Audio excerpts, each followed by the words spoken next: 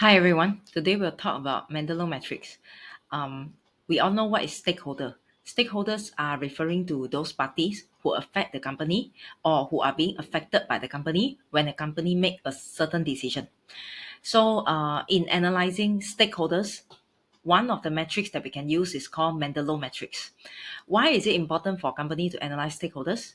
Because company will know who are the stakeholders and then what interest they have in the company, and company will be able to foresee is there any negative reaction if they make a certain decision, and what are the risks associated with each stakeholder, so company can plan uh, the action ahead to mitigate the risk or to handle the negative responses of the stakeholders. Other than this, company will be able to understand how they can communicate with each stakeholder if they know who are the stakeholders involved.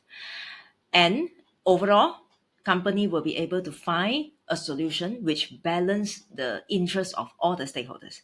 That is the reason, or those are the reasons why it is important for a company to analyze the stakeholder.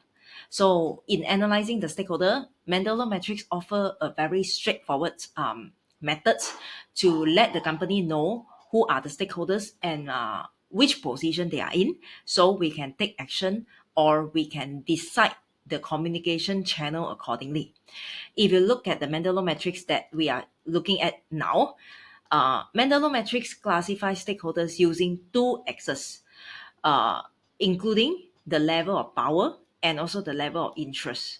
When we talk about power, we are talking about whether the stakeholder has the influencing point or has the influencing power to change the decision. So, in a simple term, whether the stakeholder has the ability to change the decision, right? But whether they have the ability to change the decision or not, they may not be interested to change the decision. So, power and interest are different things. Interest refers to, are they interested in the decision making process? Do they attempt to participate in the decision making process? Now, some stakeholders, they are very powerful and they are very interested in decision making process. They want to join the decision making process. Some stakeholders, they are very powerful, but they are not interested. Whatever decision you make, how do you derive the decision? I'm not interested. Some stakeholders, they do not really have power. They do not have the ability to change the decision, but yet they are still very interested in joining the decision-making process. So we have different combinations. If you look at these two axes, let's look at category A. They have low power, not really have the ability to change the decision, and they also have low interest where they are not really interested in decision-making process.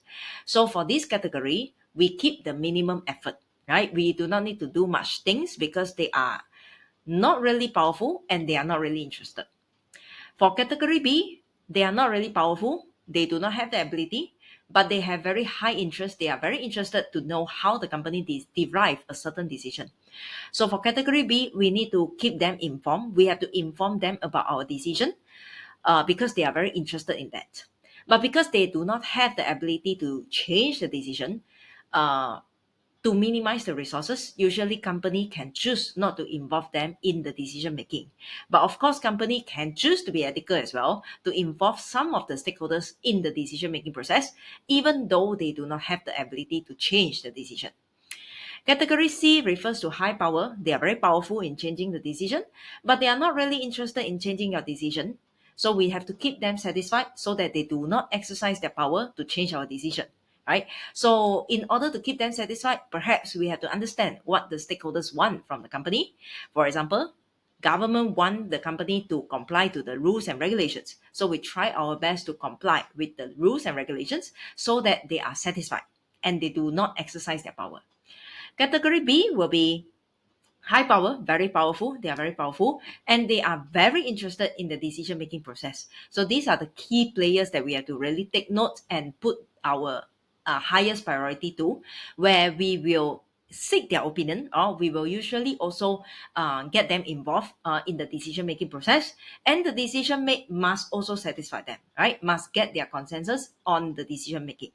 So this is Mendelow matrix, a very simple matrix to help the company to categorize the stakeholders related to the company. Now, where there is a major problem, I will classify this as major problem related to Mendelow Matrix. Mendelow Matrix is looking at stakeholders from strategic perspective. When you categorize your stakeholders in this way, you will definitely put more effort to stakeholders in category D, and you will put less effort to stakeholders in category A. But stakeholder equity theory say we need to treat stakeholder equally, whether they are important or not so important for the company, but they have the rights to be treated equally. So there's a conflict over here where Mendelow Matrix is criticized to be too strategic point of view.